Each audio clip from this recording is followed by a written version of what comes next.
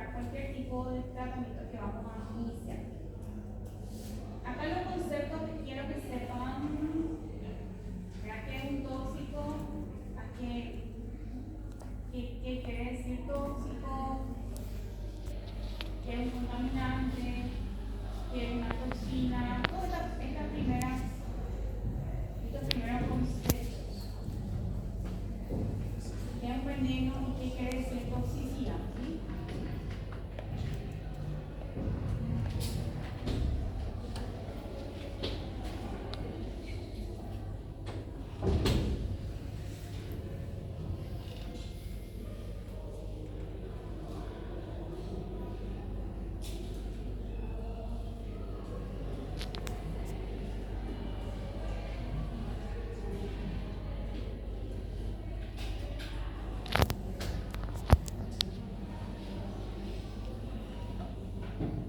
Toxicidad, entonces, tiene que ver, ¿verdad?, con la cantidad de relación al potencial efecto que tiene un fármaco para producir un efecto nocivo. Entonces, decimos que es muy tóxico cuando a menor cantidad tiene mayor riesgo de producción del daño.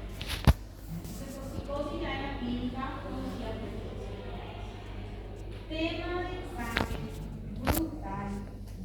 ¿Cuáles son los componentes del efecto tóxico? ¿De qué depende que una persona padezca una intoxicación? Entonces, de la dosis, de la vía, de la especie animal, edad, sexo y metabolismo. O sea, todos estos factores determinan para que una persona pueda o no tener una intoxicación. Pero de todo ello, otra vez, el más importante, ¿cuál es?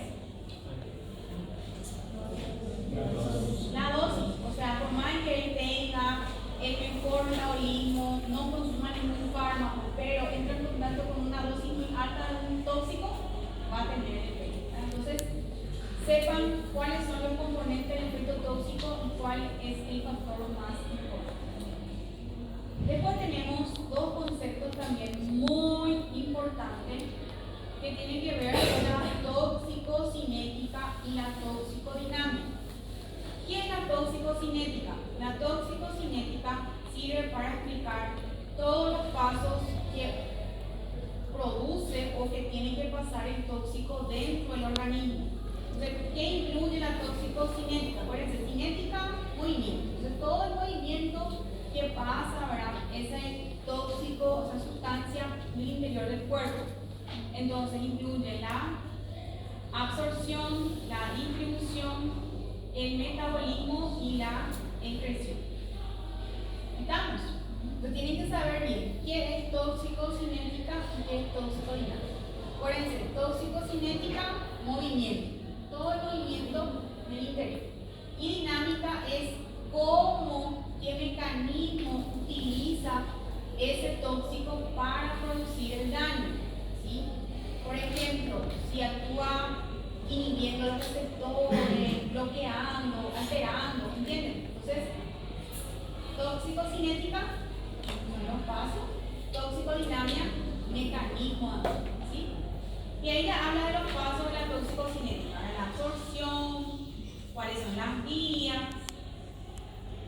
inhalatorias, la vía cutánea. Tengan en cuenta que muchas sustancias, dependiendo de sus características químicas, de igual manera se pueden absorber por la piel. O sea, no solamente producir el daño en la piel, tipo una lesión corrosiva, sino también se puede absorber, ¿verdad?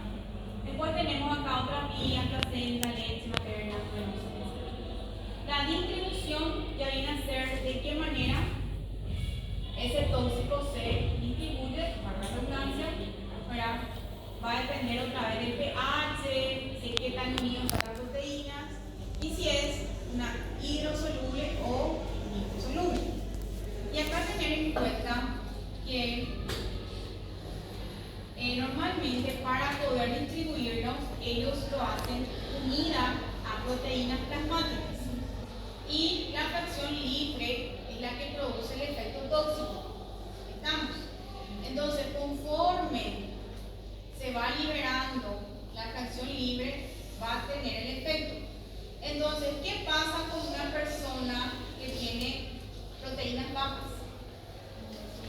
tener mayor cantidad de fracción libre, tiene mayor riesgo de tener intoxicación. ¿Entienden? Entonces, por eso, las alteraciones de las proteínas, como las hipoalbuminemias, pueden incrementar la fracción libre y por ende aumentar el riesgo de toxicidad. Fácil. Después tenemos el metabolismo, ¿verdad? Ya sea utilizando al día, hay dos etapas: la oxidación, la fase de reducción, la excreción principalmente renal.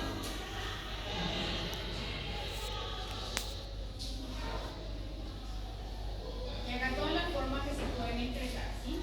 Después viene la toxicodinamia, y como les dije, tiene que ver más que nada con los mecanismos de acción que pueden usar ese tóxico para producir su efecto. Entonces, ¿qué puede hacer? Como les dije, puede hacer una inhibición enzimática, alterar el transporte de oxígeno, remoción de metales, interferir en el transporte o la síntesis metálica. Entonces, sepan bien qué es la toxicocinética, qué es la toxicodinamia, cuáles son los componentes de la toxicocinética y cuáles son los ejemplos de la toxicocinética. Fácil, cortito. Bien, acá el mecanismo de intoxicación, chicos, esto es fácil.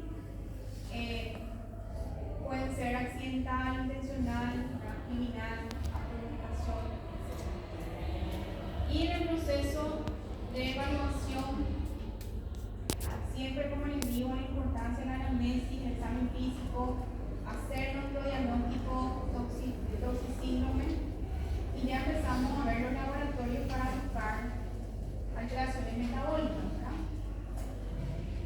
Y esto es lo que quiero que sepan muy bien. ¿Cuáles son las sustancias que nosotros hacemos un cribado en el suero? ¿Y cuáles son los que hacemos un cribado en la orina? ¿Está bien? Entonces, en el suero, que yo puedo buscar, en la orina, que yo puedo buscar. ¿Está bien? La misma cosa.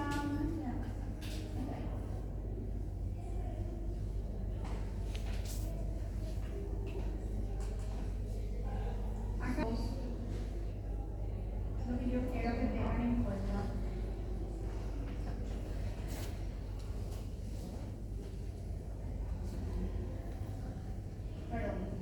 Después viene cuáles son las fases de evaluación de pacientes intoxicados.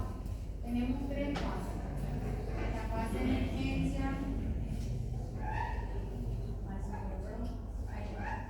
fase de evaluación de paciente intoxicado. Tenemos entonces la primera fase, que es la fase de emergencia, que nosotros evaluamos los signos vitales, evaluamos ya todo lo que tiene que ver con la medida de exposición, el primer contacto, ¿sí?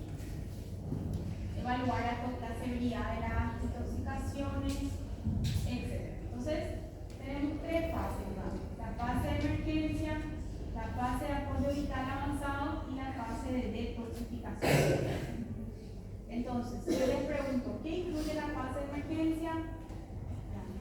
Retirar de la fuente, evaluar la evidencia, revisar la respuesta de la víctima, mantener la vía aérea, estado de alerta, todo lo que tiene que ver con el primer contacto.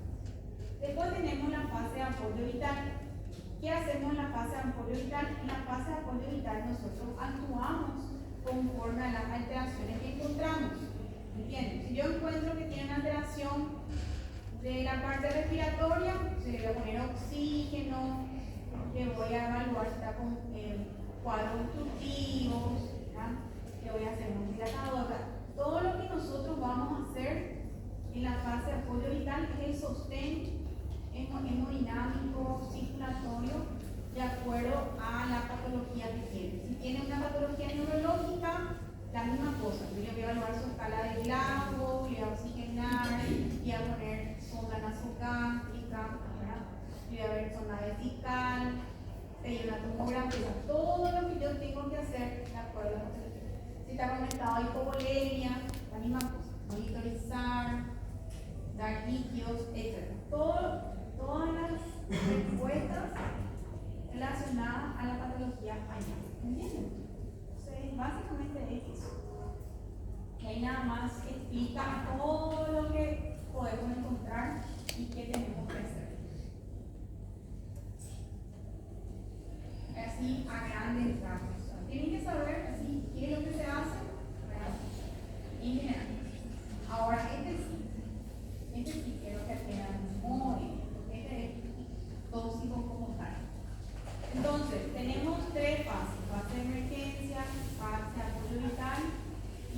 de detoxificación. En la fase de detoxificación, sí nosotros evaluamos 3 procesos principalmente. Y para cada proceso yo tengo una técnica, una medida a realizar. Si yo quiero, ¿cuáles son los objetivos de la fase de detoxificación? Tengo 3 objetivos. Primero, prevenir la absorción. Para prevenir la absorción, ¿qué le voy a hacer? Lavado gástrico. Muy bien. Para disminuir la biodisponibilidad, ¿qué voy a hacer? Ahí le voy a hacer carbón activado. Y para incrementar su excreción, ¿qué voy a hacer? Voy a administrar diuréticos, alcalinizar la orina, todas las medidas que yo puedo hacer para cada proceso. Entonces, eso tienen que saber. ¿Cuáles son los objetivos de la fase de detoxificación y qué implican?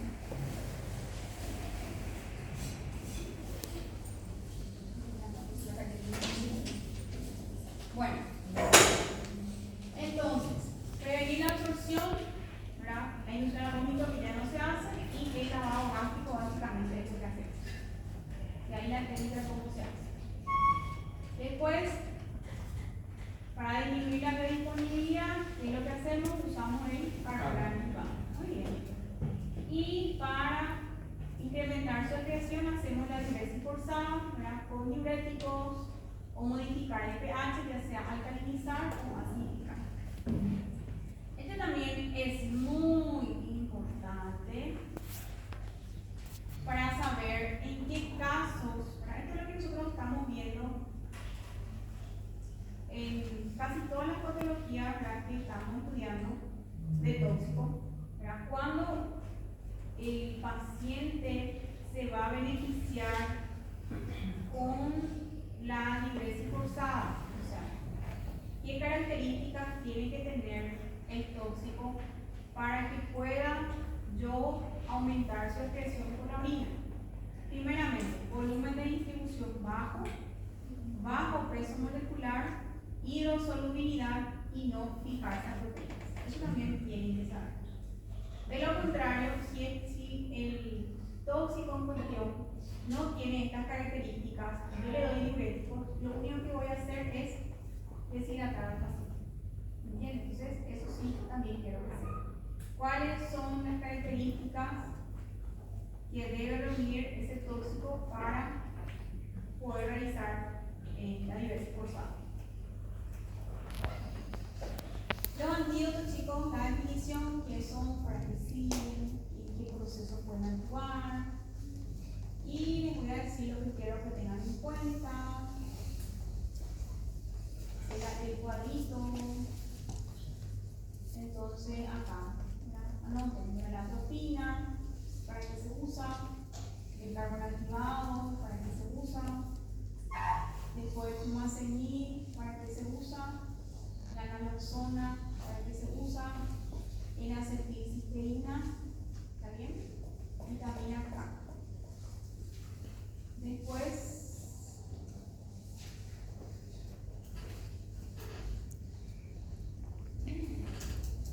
y la protamina, también es importante que sepan para qué se usa la protamina. ¿Está bien? Así bien, puntual. Así simplemente quiero que tengan en cuenta la fase etárica, ¿verdad? Entonces, acuérdense, ¿cuál es la forma más común de intoxicación en los niños? La boca, pero ¿qué manera? Tipo, sobredosis. Accidental. En los niños es accidental. En los adultos mayores, ¿por qué más? Adultos mayores. Polifarmacia. Polifarmacia, ¿verdad? Porque ellos consumen muchos fármacos, ¿verdad?, para cada cosa, entonces la causa más común es polifarmacia. Y en los adultos sí, ahí viene. Puede ser intento de eliminación, ¿verdad?, puede ser por la parte laboral, etc. Ahí sepan bien nomás, acá está todo, cuáles son las fases etáreas.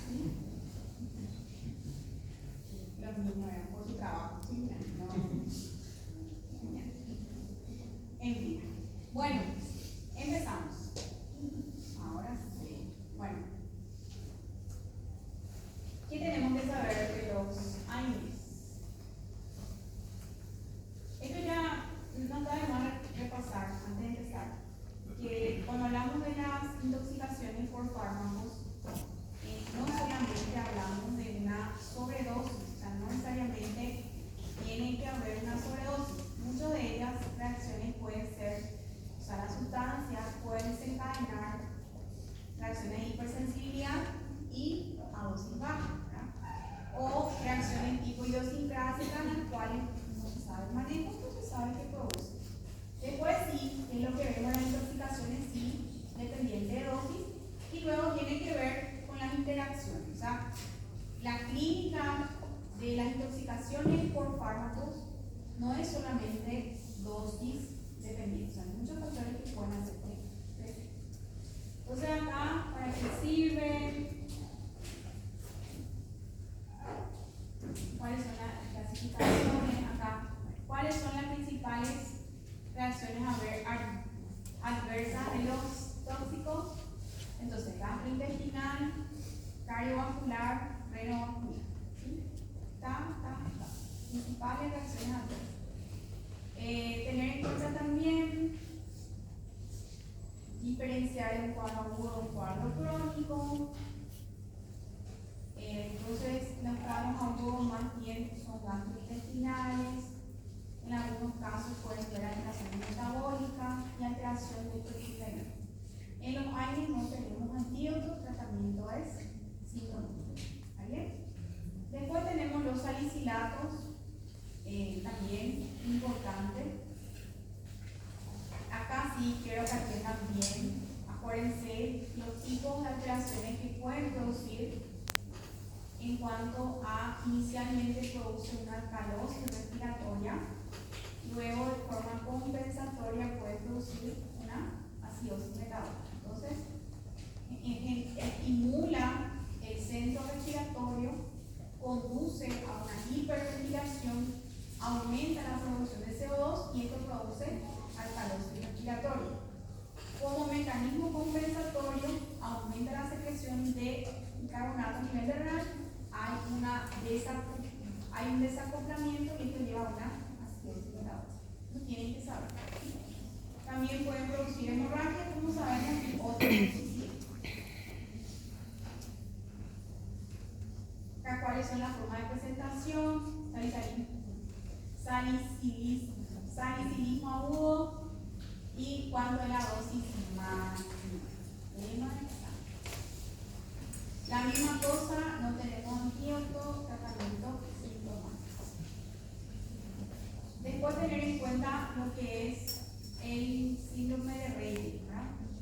Que es la encefalopatía por esteatopatitis no alcohólica, que es cuando en un paciente se suele ver más en niños que está cursando con un cuadro viral y se le da aspirina, entonces esto produce esta patología.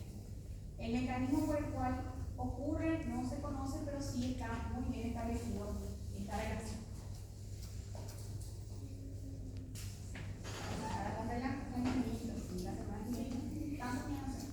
Bueno, paracetamol, sabemos que el principal efecto es el hepatotóxico.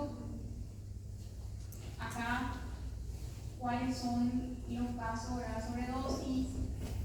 Metabolismo, principalmente antipirético, la dosis, el metabolismo por el cual produce y cuáles son los factores predisponentes, o sea, qué circunstancias predisponen para que una persona pueda tener una intoxicación por paracetamol. Tienen que saber, ¿sí? ¿Cuáles son los efectos que pueden producir? Todo eso. ¿Cuáles son las fases? ¿Qué pasa en la fase 1, la 2, la 3, la 4? ¿Cuáles son los criterios más pronósticos?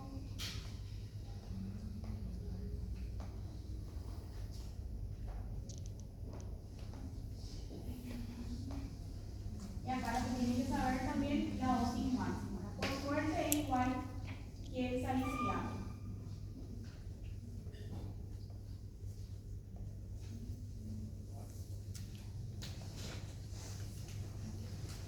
La dosis máxima es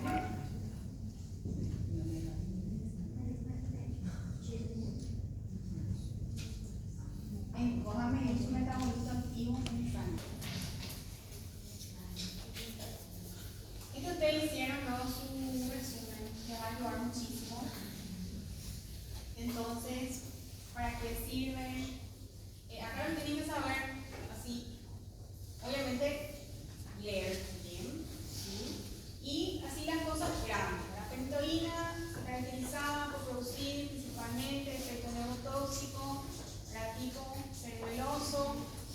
También podría producir cardiotoxicidad, pero tiene que ver más que nada con sus excipientes antes que el fármaco en sí. Tiene uso crónico, ¿verdad? Principalmente tener en cuenta que puede desencadenar el síndrome de Stevens-Johnson y necrosis epidémica tóxica. Después acá también es importante tener en cuenta que a medida que va aumentando la dosis, mayor deterioro del nivel de conciencia. Tratamiento sintomático, no tenemos antídoto. La carbamazepina también, la clínica es neurotóxico, cardiotóxico y acuérdense también puede producir síndrome anticolinérgico. ¿Sí? Entonces, ¿cuál es el anticonvulsivante con efecto anticolinérgico? La carbamazepina. ¿Está bien?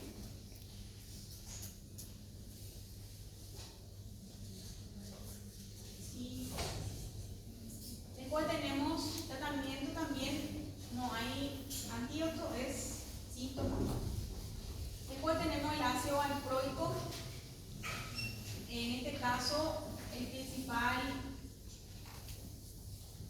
daño que produce es hepatotoxicidad. Entonces, tener en cuenta eso. Tampoco hay antídoto, pero en algunos casos se puede usar L-carnitina, ¿sí? Si la anemia es mayor a 80. Eso es lo que tienen que saber así. Cuando hay un fármaco que podemos usar, que puede tener algún efecto, saber. La lamotrigina tiene efecto principalmente cardiotóxico y también puede producir síndrome de Stevens-Johnson y saber qué efectos cardiotóxicos serían. También no tenemos antídoto, tratamiento sintomático. Después de diacetam, acuérdense que prácticamente solamente tiene efecto neurotóxico. Tratamiento sintomático. De los antidepresivos, acá sepan cuáles son de los tricíclicos, ¿verdad? Principalmente cuáles son los efectos que pueden producir. Acá tenemos, ¿verdad? Entonces, bloqueo receptores muscarínico, vitamínico, adrenérgico y pueden producir arritmias cardíacas. Eso es lo que me gustaría que sepan, ¿sí? El concepto, ¿verdad? ¿Qué receptores pueden afectar? Porque a saber el receptor que va a afectar, ya podemos saber la clínica. Entonces, sepan bien esa parte. Acá también vemos el análisis, puede ser en plasma, en orina y los hallazgos. Después, los inhibidores selectivos, la misma cosa. Tengan en cuenta principalmente todo lo que es el síndrome serotoninérgico, ¿verdad? Que es el síndrome más grave que podemos ver en este caso, cuáles son sus características clínicas y cuáles son los factores predisponentes para que pueda ocurrir, ¿sí? Acá tampoco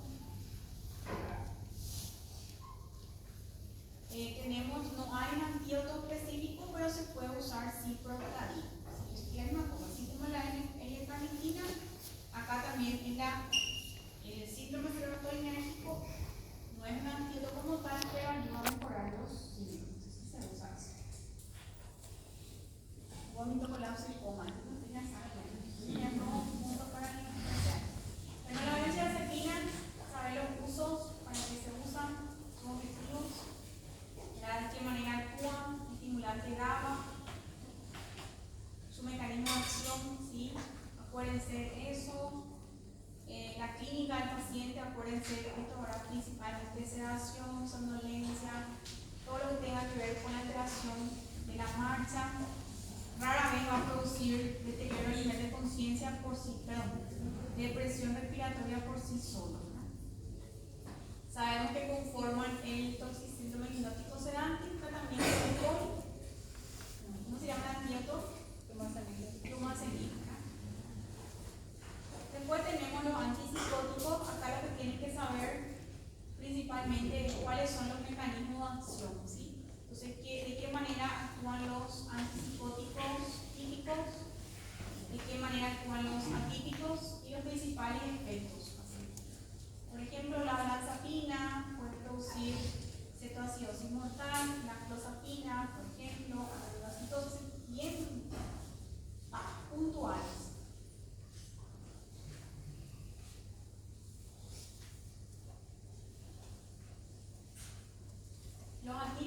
también de qué manera pueden actuar, cuáles son sus principales efectos adversos. La clozapina puede producir granulocitosis. Y acá la definición del síndrome neuroléptico maligno. ¿Qué es? Entonces, acuérdense, el síndrome serotoninérgico está relacionado al uso de los antidepresivos. Y el síndrome neuroléptico maligno está relacionado al uso de los antipsicóticos. Miren, todo eso lean bien. La clínica, todo eso.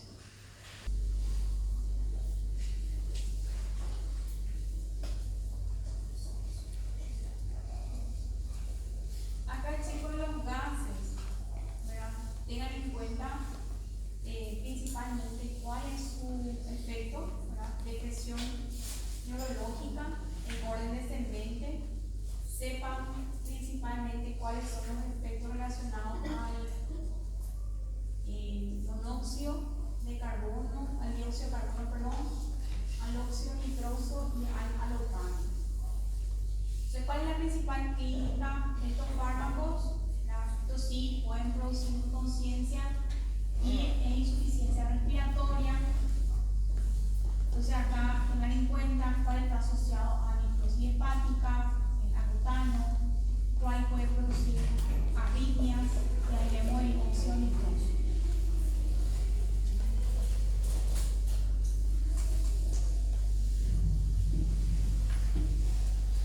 Entonces, lo tenemos que tener en cuenta para evaluar la ictericia, daño hepático y nada, tratamiento sintomático. Acá los barbitúricos, lo que yo quiero que ustedes se enfoquen en qué produce, ¿verdad? Depresores a nivel central que pueden producir y este cuadro. Este cuadro es lo que nosotros habíamos hablado hace rato en relación de cuáles son los fármacos que se van a beneficiar con la eliminación por la orina. Entonces, acá tenemos las características, ¿verdad? Entonces, ustedes creen, en base a estas características, de la últra corta que tiene baja hidrosolubilidad, peso molecular elevado, volumen aumentado, muy unida a proteínas, o los de acción lenta que tienen alta hidrosolubilidad, bajo peso molecular, un volumen bajo y una baja en una proteína. ¿Cuál ustedes creen que se van a beneficiar con la eliminación por la orina? ¿En la acción ultracorta o la acción lenta?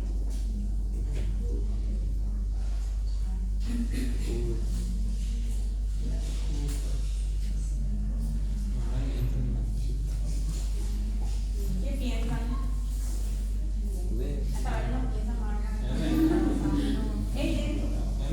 Claro, ¿por qué? Porque acuérdense, acción lenta, hidrosolubilidad alta, peso molecular bajo, volumen de distribución bajo y bajo en la proteína.